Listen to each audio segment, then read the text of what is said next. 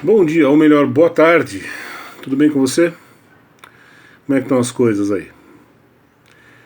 Raramente eu entro esse horário, né? 12h20. Hoje é dia 30 de maio de 2023. Seja bem-vindo aqui ao canal Dinheiro. Eu sou André Godoy. Peço que me desculpem pelo horário, mas hoje, sabe quando você está num dia que você não estava afim de fazer porra nenhuma? Hoje eu estava assim. Na verdade eu estou assim.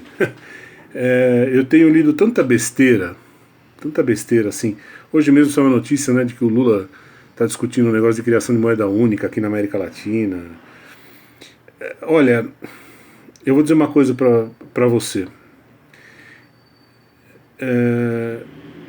O trabalho de um especulador é detectar os erros, principalmente do governo, né? Por que do governo? Porque é o governo que se mete na economia, ninguém vai bater na porta dele. Ele é que vem se intrometer na vida da sociedade, né? O papel do especulador é detectar os erros que o governo comete e, como eu já disse aqui várias vezes, tentar montar uma operação financeira que ganhe dinheiro em cima disso. Mas eu digo uma coisa para vocês do fundo do meu coração, que vocês estão vendo aqui é um desabafo de um ser humano, né? Não é uma questão de especulador, enfim, né? Eu preferia que as coisas fossem diferentes, realmente. Eu acho uma coisa tão triste sociedades inteiras escolherem o caminho da intervenção do Estado, de deixar os seus destinos nas mãos de políticos, de burocratas. Isso vai trazer, isso está trazendo muita pobreza, isso vai aumentar muito a pobreza que existe no Brasil, no mundo, já está aumentando, vai aumentar muito mais.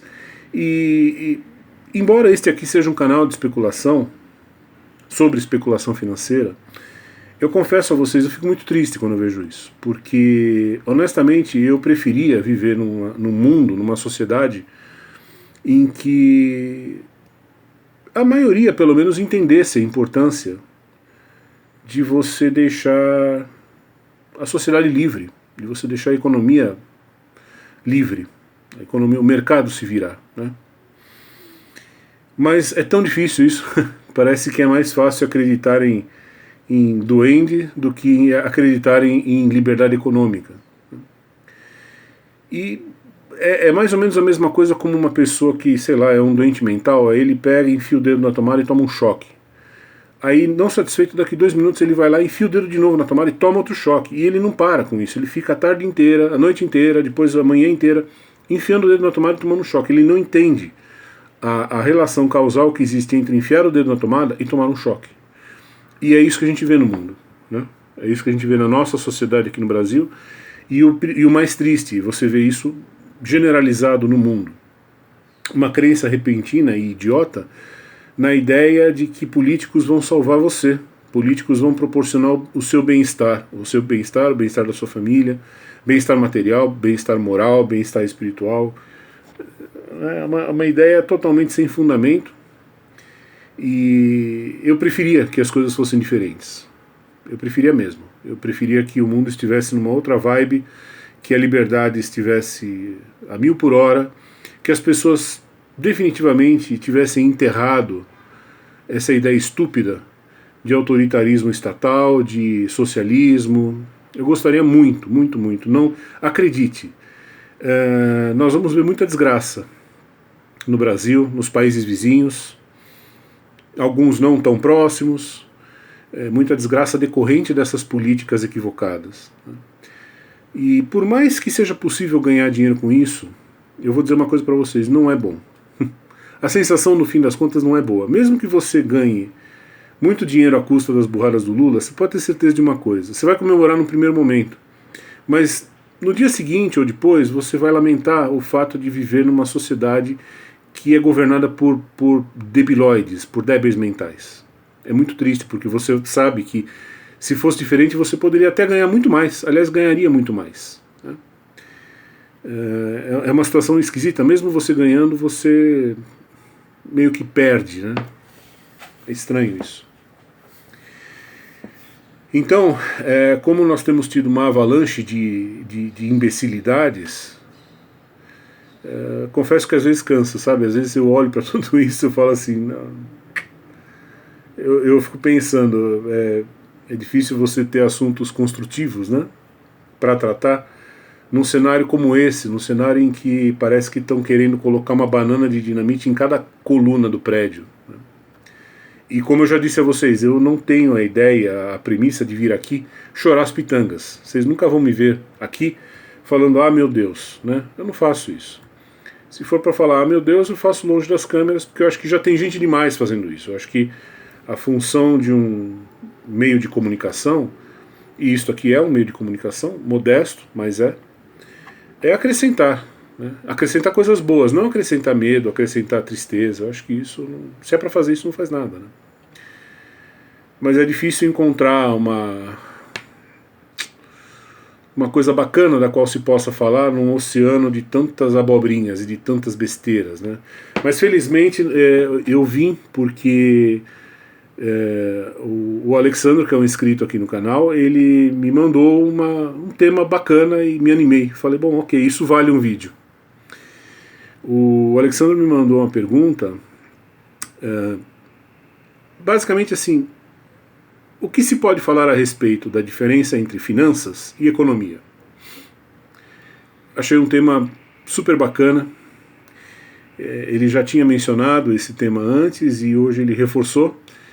E veio muito bem a calhar. Obrigado, Alexandre, porque hoje era um dia que eu estava realmente assim em busca de alguma coisa legal para trazer para vocês, né? E o Alexandre nos ajudou nessa tarefa, salvou o vídeo do dia, certo? Então vamos lá.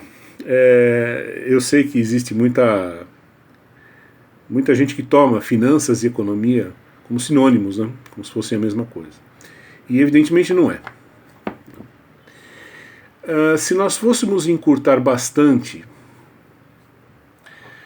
o que você precisa saber sobre as diferenças entre finanças e economia, né? Bom, a economia, ela é uma, vamos dizer assim, uma semiciência, né? Ela é uma quase ciência que tenta nos ajudar na difícil tarefa de administrar de maneira mais ou menos competente os recursos escassos dos quais nós dispomos, né? A economia trata disso. A administração de recursos escassos. Bem grosso modo, tá? De novo, aqui, tudo que nós estamos falando aqui é dentro do referencial, dentro do mundo de um especulador. Se um economista me vir falando nesses termos, talvez ele reclame, ele vai falar, poxa André, a sua linguagem está imprecisa, não é exatamente isso, tá? Eu sei, mas em essência e eu acho que não compensa acrescentarmos linguajar técnico, porque o que se vai ganhar de compreensão a mais por causa dele é muito pouco. O grosso da ideia dá para pegar com uma linguagem relativamente informal. Então é com a linguagem relativamente informal que nós vamos ficar.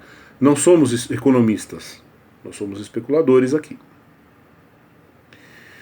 Então a administração, a economia, grosso modo, trata da administração, digamos assim, eficaz de recursos escassos. Aí você fala assim, André, como assim recursos escassos, né? Tudo que nos cerca do mundo material é escasso no sentido de que você não consegue, uma vez destruído determinado recurso material, você não consegue prontamente substituí-lo. Eu vou dar um exemplo aqui. De novo, não que eu queira falar de política, não é essa a ideia, mas é que o exemplo é muito clássico, né? E é um exemplo muito contundente, e é um exemplo que nos cerca todos os dias no noticiário. Se você pegar um país, por exemplo, como a Venezuela, ou qualquer outro país socialista, onde a economia, onde não existe mercado, né? O que é o mercado, afinal? O mercado não é aquele velhinho de cartola e bigode branco que tem no banco imobiliário, no jogo banco, não é. né, o magnata com bengala, polaina, não é nada disso. O mercado é você, sou eu, quando compramos ou vendemos. Né? Quando qualquer um de nós entra numa ação de compra ou de venda, estamos fazendo parte do mercado, somos um pedacinho do mercado. E o que é o mercado? O mercado é o local onde se forma o preço dos recursos, das mercadorias, dos produtos. Esse preço é construído a partir de um consenso. Você quer me vender 100 unidades por R$10. Eu quero comprar 50 unidades e eu só quero pagar R$7. Como é que a gente vai resolver esse impasse? Né? O mercado é a arena onde esses impasses são resolvidos pacificamente, de maneira espontânea, pacífica, voluntária. Nós vamos chegar a um acordo de qual vai ser a quantidade e preço pelas quais nós vamos fechar o negócio. O mercado é o local onde isso acontece. Milhões de pessoas, bilhões de pessoas fazem parte do mercado. Todo dia quando você vai ao mercado, no supermercado, você vai fazer suas compras, você está acrescentando uma pressãozinha numa direção ou na outra. Você está mandando mensagens para os fabricantes dos produtos. Olha, não gostei da tua nova embalagem. Olha, gostei da fragrância nova, parabéns, vou comprar mais um. A sua atitude empurra a sociedade, a sua atitude de consumo empurra a sociedade na direção da administração eficaz dos recursos escassos. O que significa isso?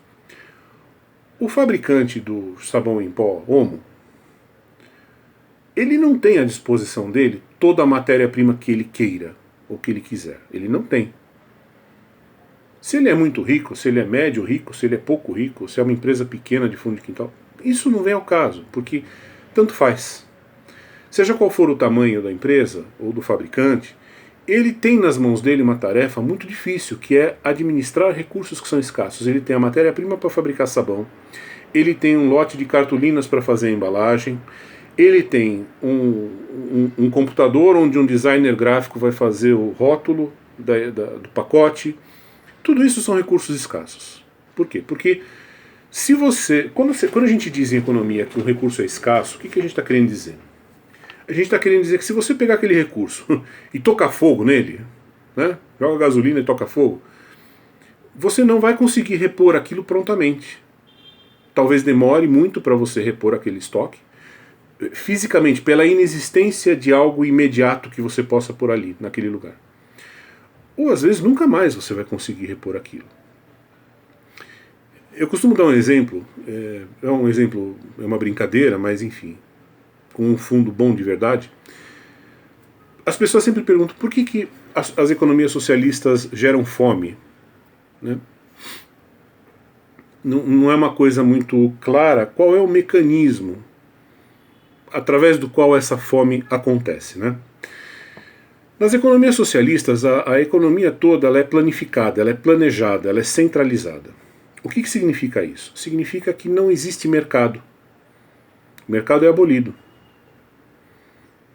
Os produtos, quem decide quais produtos serão fabricados, em que quantidade e a que preço esses produtos serão postos à venda no supermercado, quem decide tudo isso é um planejador central. É um membro do partido, é uma equipe, é um comitê de burocratas, né? Qual é o problema disso? O problema disso é que esse comitê de burocratas não sabe quais são as suas necessidades, os seus gostos, né? Então, por exemplo, digamos que esse comitê de burocratas pegue uma árvore com um tronco bem grosso, uma árvore grande, e esse burocrata do partido, ele olha para a árvore e ele fala assim, eu acho que com essa árvore daria para a gente fazer 5.000 banquinhos. Esses banquinhos de sentar, sabe? Daria para fazer 5.000 banquinhos. Eu acho que é isso que a gente vai fazer com essa árvore. E como ele tem o poder, é um planejador central, ele tem um partido acima dele que confere esse poder a ele, o que ele faz? Ele manda derrubar a árvore e ele manda usar a árvore para fabricar 5.000 banquinhos. Mas ele tirou essa decisão da cabeça dele. Ele achou que isso é uma ótima ideia. De repente, vai ver, a sociedade não estava precisando de 5.000 banquinhos. A sociedade estava precisando de lenha para o inverno.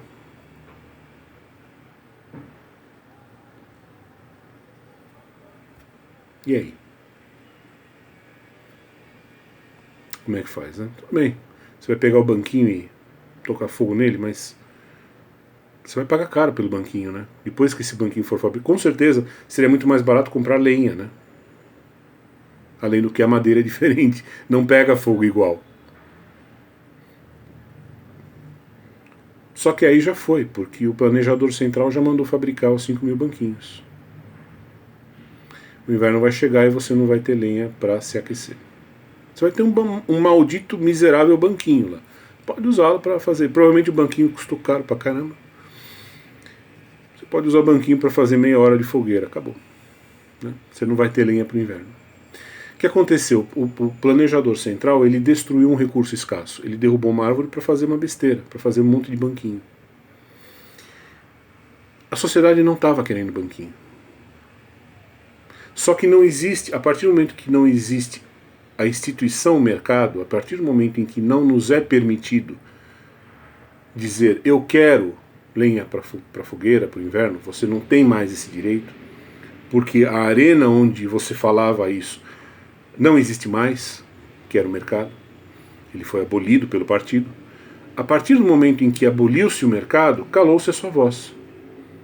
Então o destino daquela árvore não vai ser mais decidido a partir da sua opinião, do seu voto, da minha opinião, né, do parecer de todos. Não vai mais ser assim.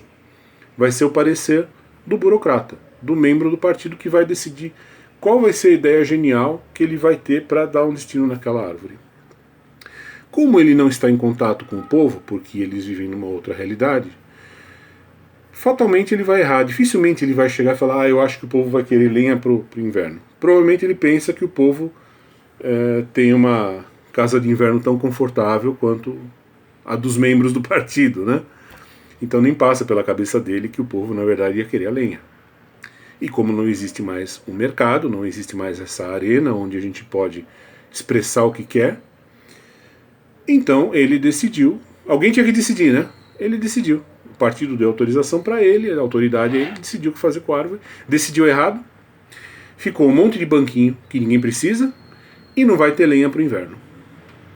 Ou seja, ele destruiu um recurso que, veja, não é que árvore é uma... Quando se fala que árvore é um recurso escasso, quer dizer o seguinte, se você pega e derruba aquela árvore, não tem como no dia seguinte você chegar e falar vamos plantar uma outra árvore aqui e pronto. Você pode até plantar uma outra árvore, mas ela não vai crescer e estar pronta para o corte como era aquela primeira, a grandalhona. Né? Vai demorar, sei lá, 10 anos, 20 anos. Você destruiu, você burocrata do partido, você destruiu um recurso escasso. E por isso que a sociedade vai passar frio. E eles fazem assim com tudo. Com a madeira, com a carne, com o arroz, com o feijão, com tudo. Por isso que sobram produtos inúteis, que a sociedade não está precisando, e os produtos que a sociedade precisaria estão em falta. Por isso que existe fome, por isso que existe frio, por isso que existe morte, e tudo aquilo que a gente já sabe. Então, a economia é digamos, a quase ciência que cria leis a respeito de como essa arena, como essa coisa chamada mercado, funciona. Curioso, eu já disse isso várias vezes, que embora a economia não seja uma ciência tão rigorosa quanto é, por exemplo, a física, quanto é a química, em compensação a economia tem leis que são muito mais difíceis de você quebrar do que as leis da física, do que as leis da química. É interessante isso, né? Você desafia a lei da gravidade por um bom tempo. Se você tiver dinheiro, você desafia ela por muito tempo. Mas você não desafia a lei da oferta e procura por mais do que alguns meses, aí, uns anos talvez. É impossível. Então a economia é a quase ciência que proporciona as leis que regem essa arena. Quando você for para essa arena chamada mercado, você vai ter que levar com você algumas leis, aliás são várias, que devem ser respeitadas. A primeira delas é a lei da oferta e procura. Né? Então você está tratando de objetos, de produtos, de matérias-primas que são escassos e que são fundamentais para a vida humana na Terra. A economia tem sua importância por quê? Porque desses recursos escassos é que depende a sua vida, a minha vida e a vida de todo mundo. Por isso que é fundamental que alguém estude como fazer bom uso desses recursos escassos. Esses recursos escassos são aquilo que nós chamamos de riqueza. Né? É nesse sentido que você deve sempre pensar na palavra riqueza. Riqueza, e a gente já vai ver quando começarmos a falar de finanças, riqueza não é dinheiro.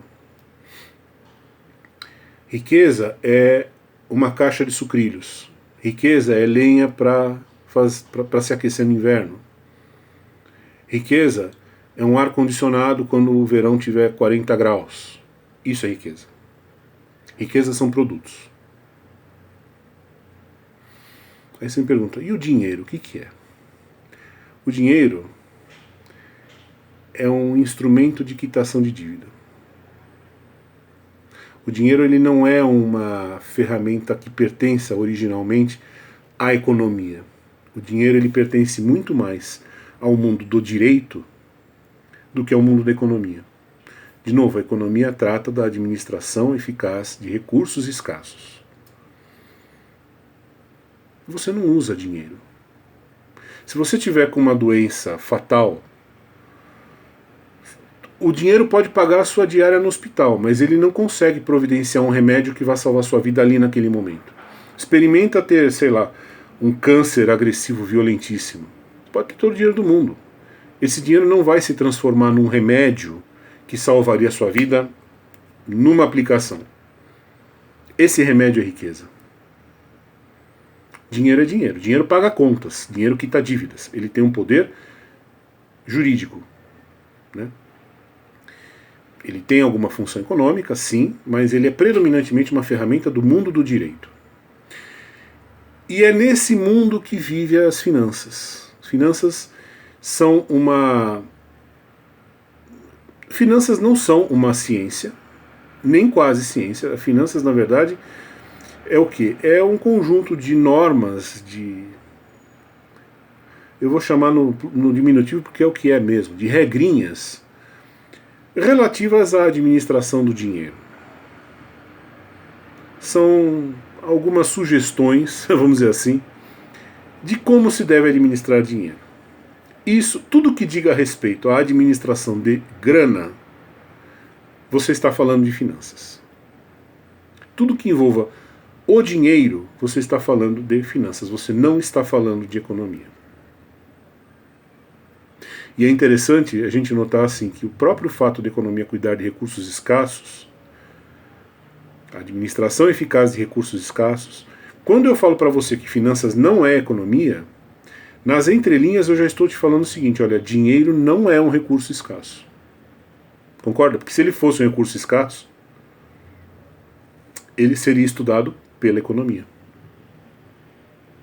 Ninguém teria aberto um novo campo de estudo chamado finanças, se grana, se dinheiro fosse um recurso escasso. O estudo dele caberia à economia. Basicamente, então não é uma ciência. O mundo das finanças não tem nenhuma lei. Né? Não existe nas finanças, em finanças não existem leis como existem na economia. Né? O máximo que você tem ali é um preceito de natureza muito geral, que é assim, o dinheiro tem valor ao longo do tempo. Mas mesmo essa ideia veio originalmente da economia. Tá? Que é a propensão para gastar agora ou daqui a pouco, é basicamente isso. Então, as finanças elas são um manualzinho de como você deve gerenciar dinheiro, como você deve administrar dinheiro. Princípios gerais, não há nenhuma lei, não há nada muito sólido ali dentro. E ela se alimenta, assim, as boas decisões do mundo das finanças, elas em geral são tomadas a partir de algum conhecimento que você tenha de economia. você precisa muito de economia para ser um bom financista. Agora, se você for um economista, você consegue ser um bom financista com muita facilidade. Porque praticamente tudo que eles usam lá vem da economia, eles não têm conteúdo próprio. Né? As finanças como conhecemos hoje, elas surgiram na década de 40 desse século, do século passado. Eles têm, sim, eu estou pecando aqui, eles têm algumas coisinhas lá que são próprias deles, né? Então, teorias de precificação, de carteiras de investimento e tal, mas são coisas que são assim, são mais verborrágicas do que factuais, né? São mais teóricas do que reais, né? São critérios de avaliação de preço de ação, eles têm teorias para essas coisas. Mas são teorias nas quais só eles e a mãe deles acreditam, né? Na hora que você põe aquilo diante de um economista, você pode mostrar aquilo para um economista marxista que seja. O economista marxista vai dar risada. Mesmo ele sendo um economista marxista, coitado, ele vai dar risada do financista. Porque as teorias nas quais o financista acredita... Coitado, né? Então, é uma área muito mais pobre, né? Intelectualmente, historicamente... Não houve gênios das finanças, não houve, só houve fracassados. Caras que descobriram uma fórmula, como Black-Scholes, para ganhar dinheiro no mercado financeiro, ganharam o prêmio Nobel à custa disso e depois de não sei quantos anos quebraram, usando a própria fórmula. A história das finanças, senhores, é isso. Então, fazer uma comparação é relativamente fácil, porque assim, você comparar finanças com economia é mais ou menos a mesma coisa, sei lá, que você comparar o bonequinho de massinha que o seu filho faz no jardim de infância com o Apolo de Belvedere lá dos gregos, né? É igual, é a mesma coisa, a desproporção é a mesma, né?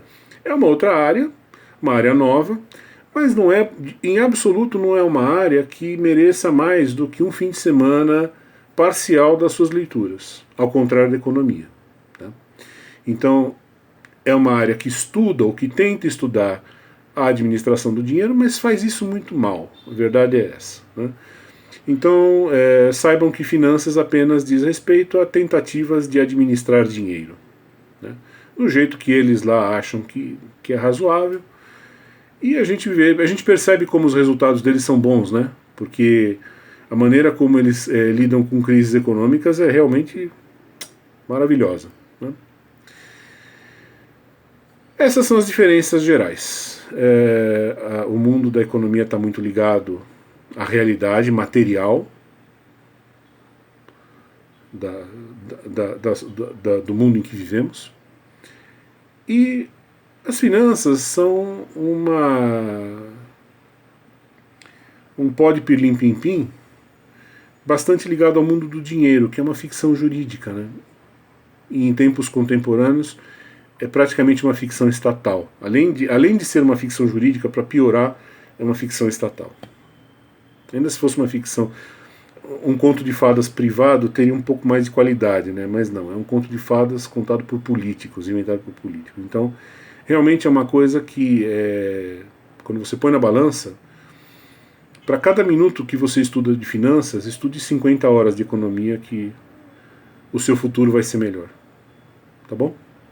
Basicamente essas as diferenças. Obrigado, Alexandre, mais uma vez pela pergunta. Me ajudou bastante. Espero que este vídeo tenha ajudado vocês. Eu gostaria de saber a opinião de vocês sobre tudo que eu falei. Quero ouvir perguntas, críticas, etc. Deixem tudo aqui embaixo. E é isso. Amanhã nos vemos de novo. Até lá.